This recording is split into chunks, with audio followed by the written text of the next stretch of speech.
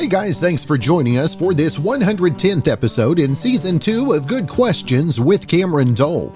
Special guests on this episode include producer Nic Davis. We'll be talking about the feature film Enormous, the GORGE Story. We'll also visit with shark photographer and cinematographer Joe Romeiro. It is Shark Week 2021, and we've got Ninja Shark's Mutants Rising coming up on Friday and Return to Shark Vortex on Saturday. Country artist Ashley Barron will be talking about her new single, Pretend He's You. We'll also visit with actor and comedian Michael Rapaport, the Netflix comedy series Atypical, the world's most disruptive podcast, and he's back touring, doing stand-up. And our final guest will be our good friend Faith Schueler. We'll be talking about her new single, her songwriting, plus some exciting news she'll share with us when she visits today. Of course, if you would, please take the time to subscribe, comment, leave some feedback, check out the shop, and share with your friends. Now, if Apple fixes this in their next update, they should have NFL star Rob Gronkowski announce it. It's his favorite number, so he'll probably do it for free. Well, someone realized that Apple's weather app won't tell you if it's 69 degrees out. It'll either say 68 or jump straight to 70. So are they against 8th grade humor? Or is it something else that's going on? Well, there's one explanation that does make sense and doesn't involve Apple hating on the number 69. They might just be sourcing their weather data in Celsius, then converting it to Fahrenheit. The 20 degrees Celsius is 68 degrees Fahrenheit and 21 is 69.8, which would round up to 70. A one-day documentary special feature film to talk about. Enormous, the GORGE Story is going to be available in theaters on July 21st, and we've got the director with us this morning, Nic Davis. And first off, Nic, I appreciate you taking some time to visit. It is great to be here, Cameron. Thank you for having me. Now, Nic, tell us, where did the idea for Enormous, the GORGE, when did that first, when was that first approach to you? So this, my producer brought the project to me first.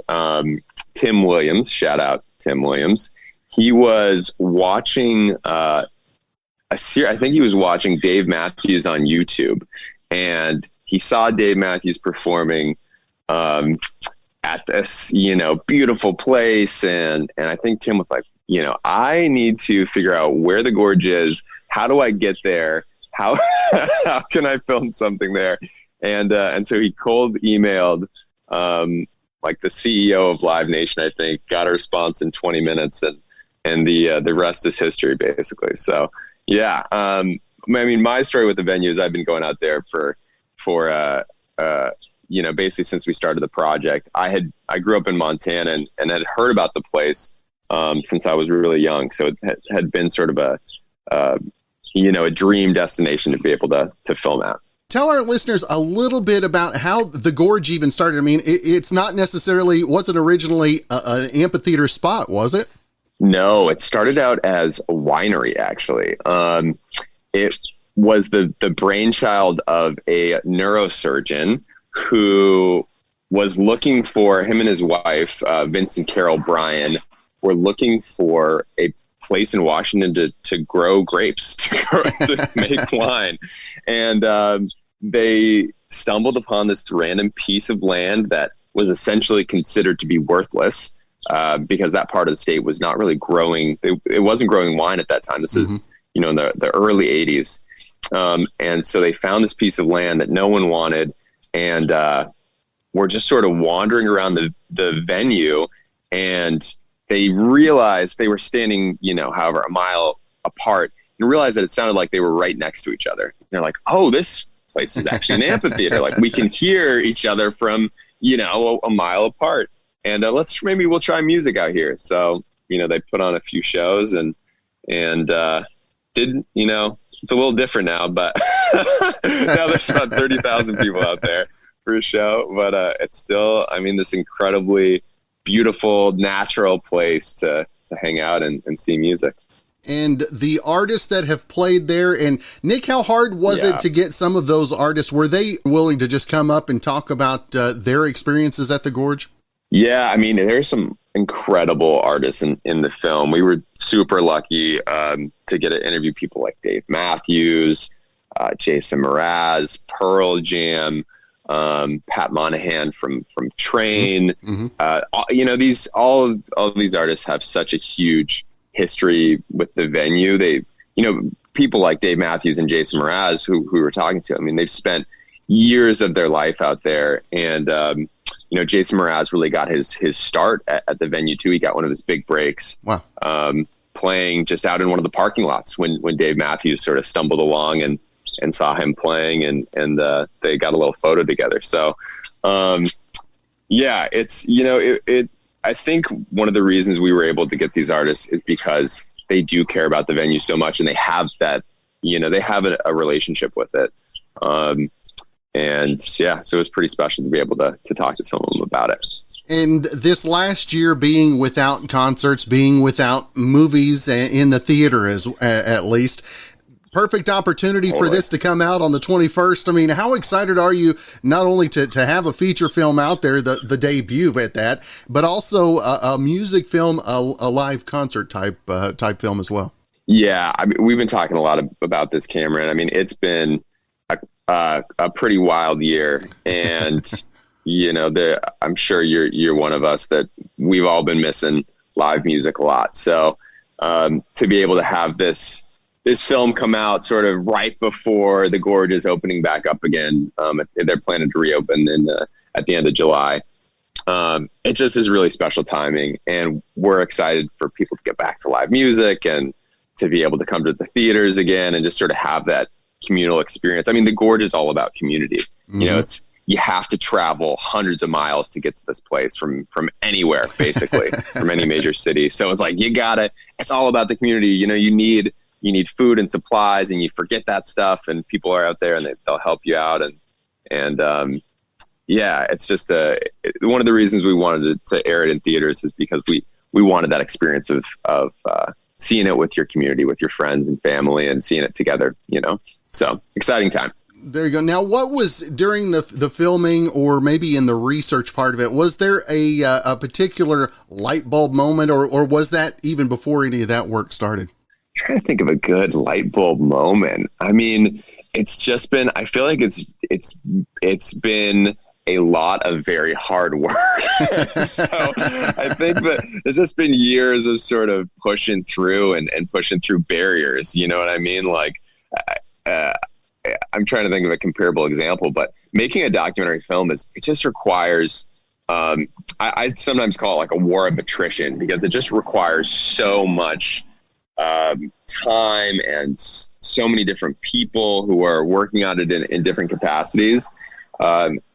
It's a massive undertaking.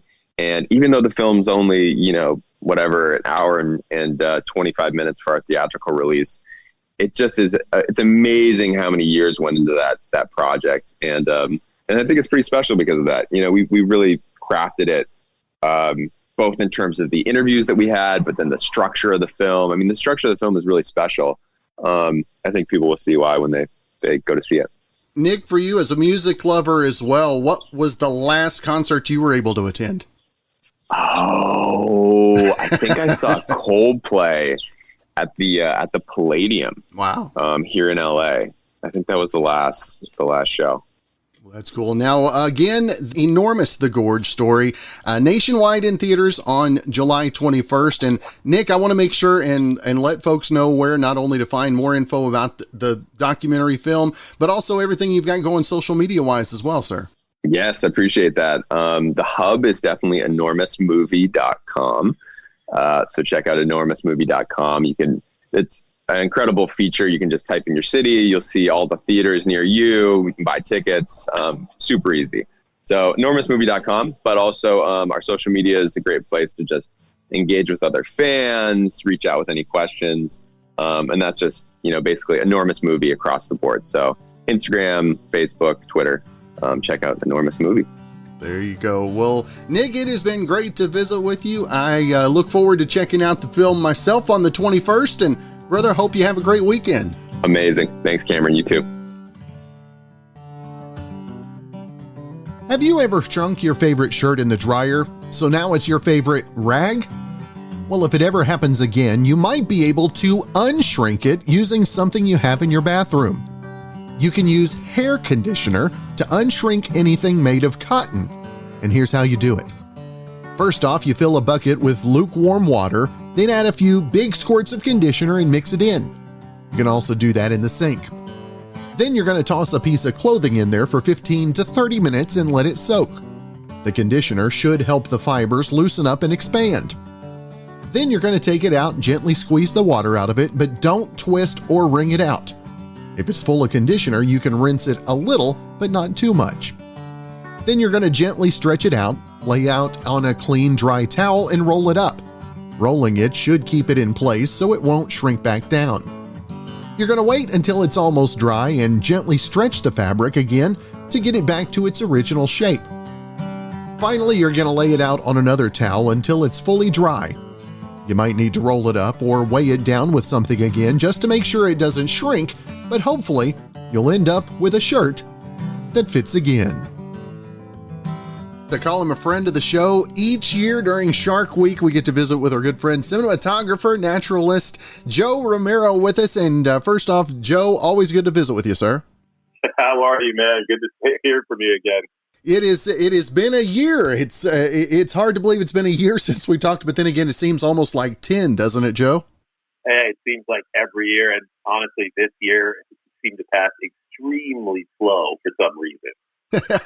I can hardly imagine why anybody had a slowdown in their schedule, but with Shark Week back this time around, Joe, what were the biggest challenges this year with COVID, with filming and all that stuff with the cast and crew as well?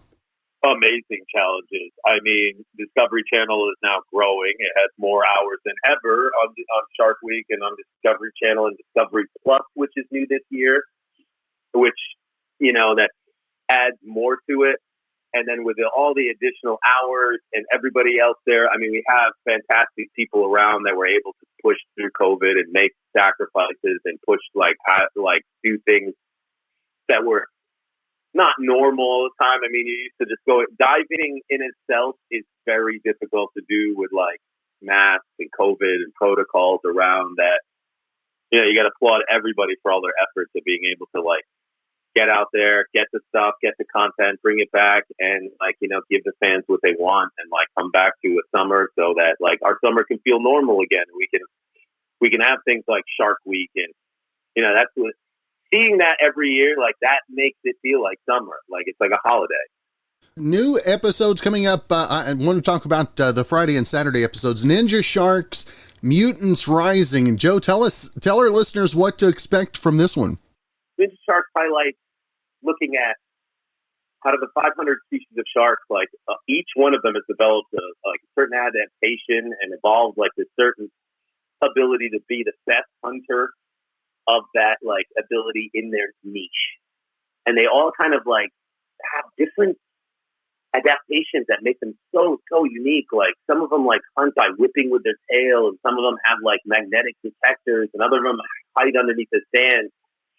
It's really interesting to see how all these animals have come from different areas and kind of evolved to be their own little specialized hunter. And it's looking at all these things as if they were superheroes. You would look at the X-Men. And Joe, as you go out, obviously you've done all kinds of research before you go out. Are there any times where they have made changes to or adapted to their environment that kind of throws you guys off a little bit? Every time with all the different changes that happen within the environment, it's global warming, overfishing. It's there's all kinds of stuff that you have to always try to avoid. It's hard. I mean, sharks have been really popular in one area, will leave and go to another area, and we don't know where they went. We track them, we have all kinds of different data, but it's amazing that how elusive some of these animals can still be, but they're also becoming increasingly more hard to find, And with these mutations, if you will, does this make it more dangerous, I guess I should say, to be in the waters depending on the locations that you're at? No, I mean, we've been going in the water for a real long time. I wouldn't make anybody afraid of getting in the water. Running into a shark is really rare, and honestly, like an amazing thing, like you got very lucky when you do. And then to run into one that may even be able to pose a danger to you, and then one that may accidentally be able to pose that danger to you. So it's really, really rare. It's one of those things that I would tell everybody, enjoy the summer, go out there, do this stuff. If they're in certain areas where there are sharks, definitely keep those vigilant, especially in the Cape, or if you're in Cape Cod, like if you do see a shark, always remember to report your sightings. You can report it to like the Massachusetts Department of State Fisheries. You can report it to the Atlantic White Shark Conservancy. Those places will take your report and be able to tell people where the sharks are, so everybody can be safe this summer and everybody can know. I mean, we can coexist. We can figure ways around. Yeah, I think here in Oklahoma we're still pretty safe, though, don't you think, Joe? Maybe. You guys have different types of sharks out there. Maybe. You're taking your life in your hands, I tell you. Now, coming up on Saturday as well is Return to Shark Vortex as well. This is 8 Eastern, 7 local time. And Joe, tell us about returning to the Shark Vortex. Return to Shark Vortex has a special place in my heart because it has to do with here at home. And my wife's a cinematographer, so my wife Lauren and I tackled this one. And we looked at all different types of endothermic sharks. Now, these endothermic sharks are basically like warm-blooded sharks. They have adaptation to make themselves regulate their body temperature so they can perform better than most sharks. Some of them are extremely fast. Some of them are, have the ability to do, they'd be able to perform better because they can regulate their body temperature and that stuff. But getting to the point, there's only 5 species out of all 500 of them. And that's the grouping that includes the great white shark. So a lot of these sharks look like the great white shark. And we highlight a shark that I'm sure most fans and people don't even know exists. And you talked, Joe, about you and your wife, both cinematographers. Do you stay completely separate when you guys are doing your works, or do you actually give each other feedback? No, we work together. I mean, I worked many years without her. That it's once we started working together, it was it only helped it's only honed our craft and made our craft better and better at doing it. So I feel she's an amazing cinematographer. She's really good at what she does. She's a marine biologist, an oceanographer, 100-ton captain. It'd be hard to find someone else that can do all of that, You got it pretty well, is what you're saying. Yeah, I'm pretty lucky. For sure. That's awesome. And again, Shark Week 2021 continues through Sunday. And Joe, I always want to make sure and let our listeners know not only where to catch up with the episodes, but everything you've got going social media wise as well, my friend. You can find me on Instagram at Joe Romeiro, Romeiro 333, or, TikTok, Twitter. I'm all over, I'm on all the social medias. That's the normal. So yeah, you can find me there. Well, Joe, always great to visit with you, sir. Shark Week would not be the same without a visit from you. I appreciate your time, and brother, have a great rest of your week. Thank you so much, Cameron. Happy Shark Week. Hopefully we'll see each other in 2022.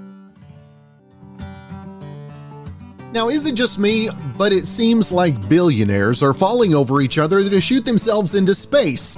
And unlike most of the other stuff rich people do, we're really not envious.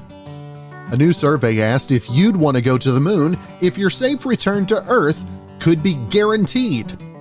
Now, even then, 42% would turn it down, while about 50% would go. Now, men were much more likely to want to go than women, and millennials were far more likely to say yes than baby boomers. Now, the people who said they were not interested were asking why, and the most popular response, I don't want to go to the moon? I guess that's fair enough. Now, others turned it down because the moon would be boring, they're scared, a fear of flying, a fear of heights, claustrophobia, they're too old, there's no point, and some just couldn't get past the unrealistic safety guarantee. Ashley Barron, she's been on with us a couple times before, and first off, Ashley, always good to see you, my friend. Yes, you too. And I remember the first time we met. Do you recall? It was at CMA Fest about 4 years ago, I think it was. Oh, yeah, it was. Aw, I miss CMA Fest. What has it been? What's the summer like not having CMA Fest to kind of get it all kicked off?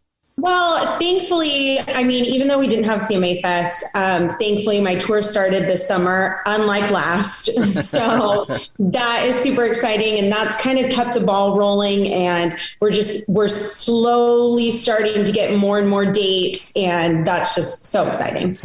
Now, what did you learn most this last year? What was the biggest thing that you were able to pull from it, maybe to carry forward into 2022 and beyond? Honestly, that no matter what is thrown my way, I'm going to make it through, and I'm stronger than I feel. And that's been a huge thing, because there's been a lot of down moments, and it's been really hard to carry on, but here I am. And we mentioned before we came on the air, now full time in Nashville. I mean, you're putting down roots now, aren't you? Yes, finally. The back and forth was great. I have a ton of family in California, and so it wasn't too difficult. But then after COVID, and I was stuck in California, because literally right when all that happened, we had just gotten back from a family trip in Hawaii. I had just done CRS, then it was Hawaii, and then I was in California, and all this happened, and I was like, well, I can't get back. So I was pretty much there for a little over a year. And I came back. I did some things in the fall because we released a single last fall and did a music video. So that was fun. But now to be here full time is crazy. Now, you talked about having some shows going on. What difference do you notice in the fans? Oh my, everybody is just like eager. They just want to hear music. They want to talk to you. Everyone is so friendly. And like, I think everybody just missed human interaction, Did it make it more difficult maybe the first time back after being away from shows for so long? I was so nervous. I was like, I hadn't played a show, like a show in over a year and 3 months. Wow. And I was like, do I remember how to do this? What am I doing? And, sure enough, it was like riding a bike. And that first show was so awesome. When you came back on stage, what was it that you realized you missed the most? Just singing music and playing live, like with a band, a physical band, not trying to do Zoom things or, just meeting with my guitarist, like actually being all together. Now, did this last year inspire your writing? Did it maybe make a little bit of a speed bump, if you will, in the writing for you? Yeah. So, unfortunately, my ex and I, we had been together for almost 4 years, and we had decided that we were going to move forward with marriage and, get a house together, merge finances and all that. And then when COVID hit, it was very, very stressful on him. And obviously for me too, because touring stopped and all that. And I had no idea what I wanted to do. I never imagined really being a songwriter. I always knew I wanted to be a performer. I always knew I wanted to be on stage. And then when I started coming to Nashville, I started writing and doing co-writes, and I liked it. But I was just like, okay, what do I really have to say? Right. And so when the performing stopped, I really panicked. And so unfortunately, halfway into quarantine, he had cheated. And totally ended the relationship. And it was very, very hard for me. Also, at the same time, my mom got really sick, not from COVID. We, as a family, have autoimmune diseases called celiac and scleroderma. And so she got really, really sick from those and unfortunately passed away. At the same time, I was literally going through a breakup. So to say that I got some inspiration and some songwriting material just thrown in my lap, is to say the least. But yes, a lot of what I went through last year has inspired the rest of this album. And the song that is my single right now is all stuff that I really went through. And I can, for the first time, say that these are my experiences. And I just pray that it can help other people, because I know I'm not the only one out there that's gone through such difficult times. How does that help the healing process when you see other people that are going through those things, that the music that you've got is touching them? It's amazing. It sheds a light to there is a reason, and that God really does work everything for good. And I truly believe that in my soul. And, it just makes those down really hard times almost worth it, because I've grown so much as a human. And then to be able to share that experience with others and have them relate that's all I could have asked for when I was going through it. So it's a really great feeling. Now, did you have to channel your inner Alanis Morissette at any point?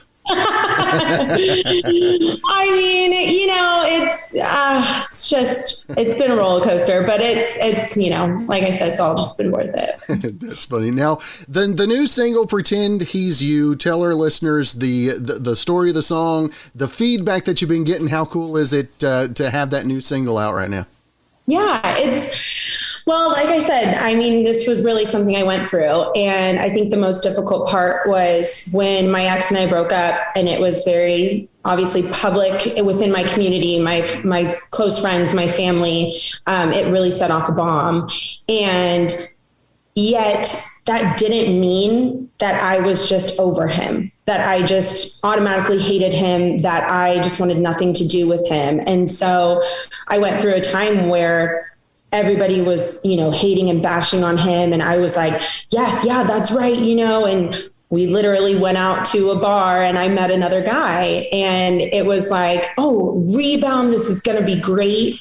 But it wasn't. It was, it really showed me that what am I doing? I need to, slow down, but I'm not over him. And so I think that that's definitely a story and a side of that whole cheating and breakup that people don't talk about a lot, because some people are ashamed, like, well, he cheated, I should hate him. When at the end of the day, your feelings were involved, you really liked that person. So. Now, you talked about the challenges of celiac disease. We have that in our house too. My wife is a celiac. So, what's your favorite celiac friendly food that you go to for comfort? Oh, not a moo ice cream. It's from Austin, Texas. Oh my gosh, it's one of my favorite. That, and then the Sweet Lorraine cookies. You can get them at Kroger, Safeway, all that. Oh, so good. How long did it take you to feel comfortable cooking celiac friendly foods? So I've had it my entire life. My mom found out she had celiac right after I was born, and she got my sisters and my brother tested. And then that's when our family started to make a shift. And so for me, I knew nothing different. So I grew up with my grandma cooking in the kitchen and whatnot. And so I just knew, okay, I can substitute that. And it's really not that hard. So it's really not that bad if you get the right ingredients, is it? Yeah, exactly. Yeah. Now, what are the things you look forward to going into the fall of 2021? Just more shows, being out on the road again, and just seeing people, releasing my album. I'm really hoping that's coming in the next month or so. And yeah, just truly being with the fans again. It was great. Social media, Zoom, all this, the podcasts, the phone call radios, interviews were great.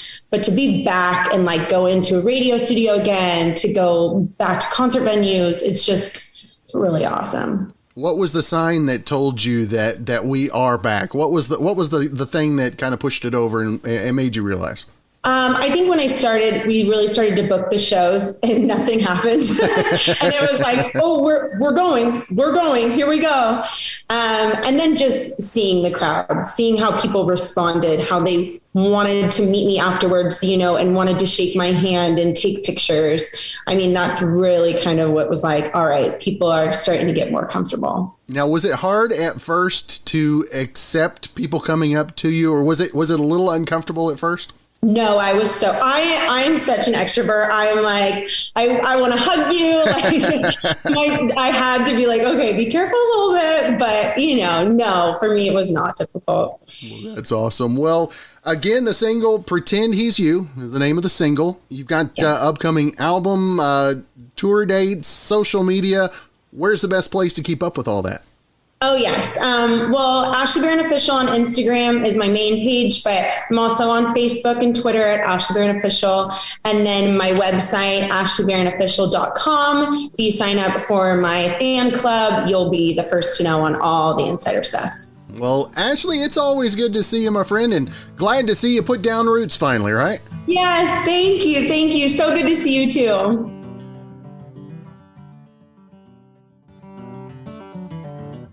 Now, the sound of an ice cream truck was the greatest thing in the world as a kid.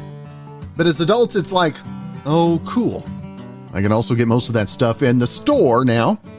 Now, someone looked at Google Trends to find the most popular ice cream truck treat in all 50 states. But general interest and grocery sales have skewed the stats because Klondike bars are number one overall. So like I said, Klondike bars, they're number one with 9 states. Number 2, Choco Tacos, 8 states. Number 3, Red, White, and Blue Firecracker Popsicles, 7 states, plus DC. Number 4, Ice Cream Sandwiches, 5 states. Number 5, Lemon Ice, 4 states. Now, Fudgesicles are number 1 in 3 states, Drumsticks in 2, Creamsicles in 2, and Bomb Pops in 2. Another 8 treats got 1 state each, SpongeBob Ice Cream Pops, Snow Cones, Screwballs, Push-Up Pops, Malt Cups, King Cones, Crunch Bars, and Chipwit Sandwiches with cookies and ice cream. The critically acclaimed Netflix comedy series Atypical that started last week, plus doing stand-up comedy and a million other things as well. Michael Rapaport back with us this morning. And first off, Michael, appreciate you taking some time, brother. Thank you for having me. I appreciate you guys giving me the time. Now, Michael, the Atypical now out on Netflix, the fourth and final season. Was it kind of split feelings on the emotions of the new and final season? Yeah, I mean, it's sad to see it go. The show means so much to the audience that has watched it. But I think it's the right time. And I think, that people that have watched, the previous seasons of Atypical will really enjoy season 4. And if you haven't seen it, it's, streaming on Netflix. It's a very sweet show. It's a very, funny, a dramatic show about a dysfunctional, functioning family, sort of finding their way as individuals and also dealing with their teenage son, who's autistic. Like I said, it's a very emotional show, but it's also extremely funny. And as far as the show ending, we were lucky enough to know going into this season that this was the end. So it was a good way to wrap it up. And Michael, I mentioned also doing some stand-up again. And did you ever think that stand-up did it ever feel like it was ever going to be able to come back again? No. At certain point during the pandemic, it seemed like, well, stand-up comedy's done. Going to a sporting event is done. And, just going to a supermarket without feeling like you were in fear of your life felt like that was over. Hopefully we continue to, move forward and move past this and, never go backwards, because I know it sucks for everybody. That's right. And not only the comedy, not only the TV, the movies, all that kind of stuff, but also podcasting. Michael, where do you draw the line? Is there any end to your many talents? I'm trying to use them and not lose them. I got a lot to say. I feel like I have a lot to offer, and I'm excited and proud of all those things you mentioned. I'm looking forward to getting back on the road. In 2022, I'll be making it to Oklahoma City, and all tickets, all dates, all cities, all information is available at michaelrapaportcomedy.com. And in the meantime, I'm really proud of people enjoying season 4 of Atypical on Netflix. Now, Michael, this last year, as a comedian, as an actor and all that stuff, has it been hard to find inspiration, maybe one more than the other, I should say? it definitely hasn't been hard to find inspiration. At a certain point, it was hard to find a place to perform. Right. I was in Los Angeles for a lot of the pandemic. We were performing at chicken wing places. We were, parking lots. We were in garages. We were everywhere but a comedy club. But things are opening back up, and things have opened back up. So I'm back on the road, and taking my show to a city near you. And Michael, through all of the emotion and drama that we've all faced this last year, comedy, I think, is one of those things that can break down those barriers and kind of get us talking sometimes again, can it? I agree. Comedy can always break down barriers, get you talking, get you thinking, and most importantly, get you laughing. And Michael, this last year with all of the drama, has the comedy writing, has it been harder because of worrying about what people are going to think of things you say, or do you just kind of keep the same mantra that you already had already? I think you must keep the same mantra. You can't worry about, being canceled or being in trouble or stepping over the line. It's comedy, people, I think, especially in comedy clubs, they know the difference. There's a difference between being hateful and mean-spirited and just making, some funny jokes. And you have to trust yourself and trust your intentions. That's right. And as we are already, it's hard to believe, but we're already halfway through the summer. Did this summer look just slightly different than last year, Michael? It looks a lot different. It looks more normal. I could tell people still a little hesitant. I think these masks are always going to be a part of our life, whether you're wearing them, you're seeing people wearing them, the discussion of them. Who cares? The conversations are just, of all that stuff. But it's certainly better than it was last year. That is for sure. And again, you can check out the 4th and final season of Atypical on Netflix now. Again, the podcast, the world's most disruptive podcast, and check out all of his tour dates as well. And Michael, I want to make sure and let our listeners know where the best place to find all of that info is. The best place to find all that information, anything about me, is michaelrapaportcomedy.com. michaelrapaportcomedy.com. It's easy to find. And, and like I said, I'm looking forward to coming out there soon. Michael, I always appreciate you taking some time to be on, brother. I hope you have a great rest of your week, and look forward to seeing you when you come back to Oklahoma. Thank you very much. Now, 1 in 4 people said that they would exercise more if the days were longer. So if we can just figure out how to bend space and time, we'd all make it to the gym more, right? Well, here are our top 10 excuses we use for not working out. Number 1, I'm too tired. Number 2, it's raining. Number 3, it's too cold. But somehow it's too hot didn't make the list. Number 4, I'm feeling sick. Number 5, I just ate. Number 6, it's too late in the day. Now the poll found we tend to skip evening workouts the most. Number 7, I don't have time. Number 8, I am sore. Number 9, exercise is boring. And number 10, I left work too late. A few more that made the top 25 include I'm too hungry, I'm hungover, I'm too stressed, I'll work out tomorrow, and I exercised yesterday.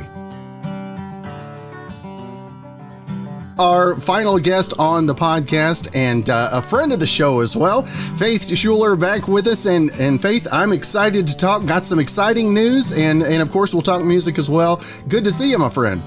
Oh, good to see you, my friend. Thanks for having me. Let's just get right into it. A little bit of news to share. I got the release yesterday. A little excitement there, I think, on your behalf. Oh, yes. Okay, so yesterday I announced that I actually just released a shoe line with eye slides, which is so fun. We are bringing country to slides, and I'm so excited. I had a great time designing them. Ever since I was a little girl, I've always been a little fashionista, always want my own shoe line, and yesterday my dream came true, so I'm so excited. But yeah, it's been a great experience so far. Everyone's loving it, so it's great. I love it. Getting more ads on the single as well, and a young artist seeing those ads come in, seeing the streaming numbers and stuff like that. I mean, how exciting is that for you as well? It is so exciting. Things are going really well. Everyone seems to be enjoying the song. I'm excited to release new music soon, trying to get people excited for that as well. So yeah, it's going great in the world of Faith right now. And as we are halfway through the summer, I mean, how much different was your summer 2021 as opposed to last year so far? It's been very, very different. I'm taking meetings much more. It's great. I can't complain. Things are going awesome. I'm surrounded by music, always doing something for my music career and to further myself in this journey. So it's been a lot of fun. I enjoy meeting new people, and I'm excited for the future. And speaking of the product again as well, I mean, how surprised were you whenever it came to fruition? I mean, was that a surprise for you? Was it a little boost in the ego as well? Oh yeah, we stay humble, but I'm very blessed. I feel very blessed, and I know that without my fans, I wouldn't be able to do any of this, and I'm just so thankful for everyone who's been supporting me and just lifting me up along this journey. And now that I've got iSlide working with me, like, I was shocked. I was so excited when they approached me about the idea. And so everything's just going great. But at the end of the day, I have to say a huge thank you to those who have just been supporting me, like from the very start when I was, just hitting the ground running. And now things are starting to open up a little bit for me. And so it's awesome. I'm super blessed. Now, what has been the most fun you've had so far this summer? Oh, literally all of it. Like, it's so hard to pick. Well, other than going to the beach, because I enjoy the beach, the most fun, like, music-wise, has really just been meeting new people. I've been writing a lot of songs. I love recording in the recording studio. It's just so amazing to see a song just come out of air. Literally, it came out of nothing, and knowing that I created that and I got to work with some amazing people to create a song is just so fun. And I've really been enjoying recording, writing, and then also this news with iSlide has definitely been a highlight of my summer. Definitely something out of the normal for me and something that kind of pushed me out of my comfort zone. So far it's going so good, and I can't wait to see. We still got a few weeks left in the summer, so let's just keep it rolling, right? Now, how close is the design? Was it just hand in hand? I mean, was that how excited were you whenever you actually saw it on the iSlides? I was so excited. So actually, two of the designs, my friend Callie Richter, she's an artist. She's very, very talented at what she does. She actually hand drew all the lettering and all the outlines for the guitar and everything for the original Faith Schueler designs that are featured on the shoes.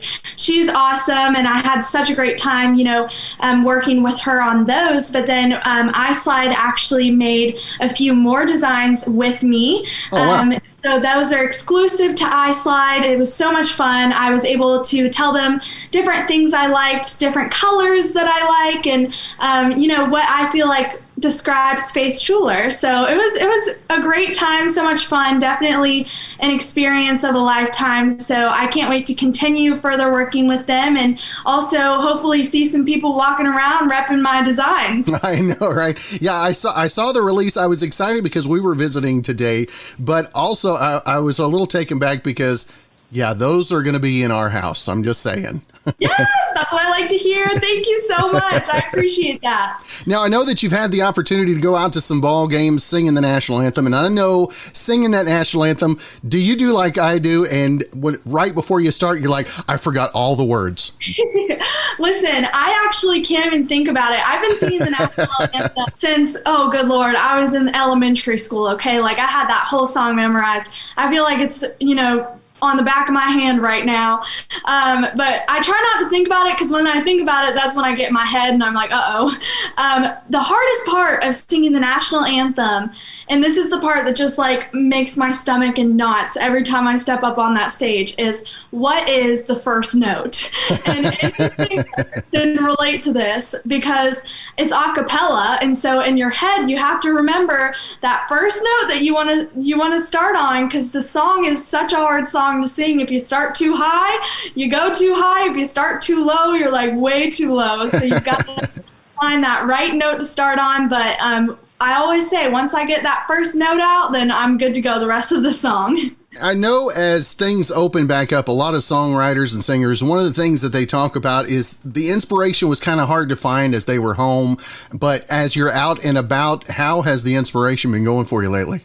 The inspiration's been flowing. I'm always thinking of new ideas, taking things from life experiences, also my surroundings and things that I see my friends going through, and, just the things I appreciate in life as well. I think that's always a great topic to write about. Whatever makes you smile that day or whatever, good has happened in the week. I think writing is a great way to put that down in words and to really just appreciate the things you have. So I've been trying to focus on a lot of that, and also reminisce on my past life and my past life, but my past, not my past life, but you know what I meant by that. Now, the single, tell our listeners again about Getting Over You, and like we said, more ads coming in, and it's growing and growing and growing. And yeah, Getting Over You is going great. I'm so excited. People keep listening. I'm getting so much support from Spotify and Apple Music. I'm so grateful for them. So they've really been behind me the whole time, just helping me promote this song, playlisting it. So super grateful for that. But also the fans, I'm seeing really great numbers. A lot of the fans are just looking up my name and listening to my songs, and to see those statistics and those numbers is just like so heartwarming to me. And then also I'm noticing that I've got listeners popping up all over the United States and even out of the country. I've got Australia, Canada, literally everywhere. So it's such a warming feeling, and I'm so excited to share some new music with them soon. now you talk about being listened to in different countries. How many times have you had to get a globe out or go to Google Maps to find out where that country's at? Oh, listen, I've never been good at geography. I wish I paid more attention in that class. But I definitely have had to Google and look on. I can't even lie and tell you I've taken out a map. I definitely have just pulled up Google Maps and tried to figure out where the heck is this place. But we're still learning on that end. But it's great. It's so cool. I'm like, oh, well, that's cool. Who knew? But yeah, it's a great opportunity, and I'm excited. Hopefully these people in these different countries, I just think it's so cool how they listen to my music and are supporting me from miles and miles and miles away. So hopefully they'll like the next songs too. Also, I think it was just a couple of days after we spoke last time, I saw the post up that you had the chance to spend a little bit of time with Jimmy Allen and get a little feedback from him. I wanted to share how cool it is to see an established artist like Jimmy and these other artists that have given you feedback and kind of buying into what you're doing as well. Oh, Jimmy is great. I mean, it is such a great feeling knowing that I have these very, very, very successful and hardworking people who are supporting me and cheering me on. So Jimmy is definitely a blessing in my life, and I've learned so much just from the few conversations I've had with him, and watching everything he had to go through and where he's at now. And he really is one of the hardest workers I know, and so I admire that very much. But just anyone I get to work with in the music industry, I just really admire and look up to, because obviously a lot of them have been doing it for years and years, and the fact that they even want to take a time of their day to work with me just means the world to me. Now, who's the latest on your playlist? Who's the latest inspiration on your playlist? Oh man, I have so many inspirations. But really right now, I just saw Tenille Arts in concert. I actually sang the national anthem at Stars and Guitars, and Tenille was playing at that event. And so I got to watch her. And I also opened for one of her shows a little over a year ago now. And man, just to see how she has developed and her career has really taken off.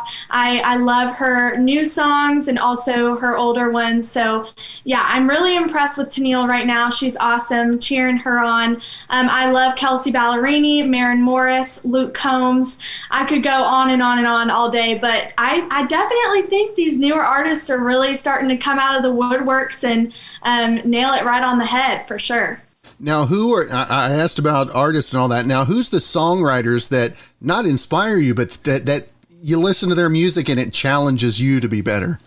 Well, I'm a little biased, but Marcus Hummin is actually a very dear friend of mine. He wrote Bless the Broken Road by Rascal Flatts, Born to Fly by Sarah Evans, Cowboy Take Me Away by the Dixie Chicks, and so many more amazing, well-known songs. And he is just such a genuine, sweet man, and he has been working with me, and I feel like I have learned so much from just working with him and seeing the way he writes and how that compares to my writing and then what we can create together. So he's definitely been a huge inspiration to me as a songwriter, and just knowing him makes it that much more special. Now, being younger in the industry, does it make it easier for you to be able to take those kind of advices from like you say, from Marcus and the others, because you haven't necessarily been down the road with bad habits already? Yeah, definitely. I take all the advice I can get, because if anyone is in this industry, and I'm sure you know too, it can get a little hectic and a little scary out there. I mean, you are thrown to the sharks sometimes. And so anyone who wants to help me and who's just given me great advice along this journey, I definitely take that and apply that to what I'm doing in this career, because if anyone knows, I know they know best. So yeah, it's also about learning as you go too. I wish I could know everything, but unfortunately you have to live and you learn. And I definitely have been learning. And so as I travel on this journey and I've just been working hard in my music career, I've definitely had to teach myself a lot of things, but also learning from others is really, really important too. Now, where's the place coming up that you're looking for the most forward to playing? Oh, so many places. I'm actually going on my first tour in the fall, and I'm very, very excited for that. I've got some great venues and some great events. I'm really excited to go to Michigan for a Harvest Festival. I've never been, and I heard it is absolutely beautiful, and especially that time of year. So I'm really excited to play that show. I'm trying to get some more hometown shows, and also just traveling in general and meeting new people, and also interacting with the fans I've made over the pandemic. That'll be really, really cool as well. Is it easy for you to adjust to things being back open, or are you still just a little distance? Are you still wanting a little distance? Yeah, it's definitely a little different, very different actually, and I think that everyone else feels the same way when they go out because we were just secluded for so long. It's like, what do we do now? But I am starting to get back in the swing of things. I'm just so excited to finally be able to play in front of a live audience again, because that is the best feeling in the world. So I have a lot to look forward to, but we're easing back into it. If folks want to find more information, Faith, not only about the music, tour dates, social, slides, all that kind of stuff, where's the best place to keep up with all of those different things? So you can keep up with me on all of my social media. Luckily, I'm good at social media, so I post everything all the way from slides to my website to articles.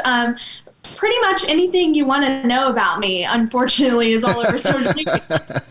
So check out my social media. It's at Faith Schueler. That's SCHUELER. And then you can also check out my website. It's faithschueler.com. I post all of my tour dates there. And then I'm also releasing a merch line in the next few weeks. And I'm excited to share that with everyone. So go shop. It'll all be available on my website. faithschueler.com. How about that? Oh, yeah. Well, Faith, it is always great to visit with you, my friend. I appreciate you taking some time out again to be on the show, and hopefully we'll catch up again real soon out on the road. Of course. It was so great talking with you again, and thank you again for just supporting me and being a friend to me. You're awesome, and I look forward to talking to you soon. Well, thanks again for joining us for this 110th episode in Season 2 of Good Questions with Cameron Dole. If you ever have a comment, question, anything else you'd like to know, you can hit me up on the contact page at gqwithcam.com. You can also find me on Instagram, Twitter, Facebook, and TikTok at GQWithCam. If you'd like to help out in the funding for this podcast, visit our merch store, where we've got hoodies, shirts, tumblers, mugs, stickers, and much more. That's gqwithcam.com/shop. If you have a special guest idea, email me, gqwithcam@gmail.com. Again, thanks to our good friend Brandon Allen for coming up with our theme music. We're going to let him play us out. Hope you guys have a great rest of your Thursday.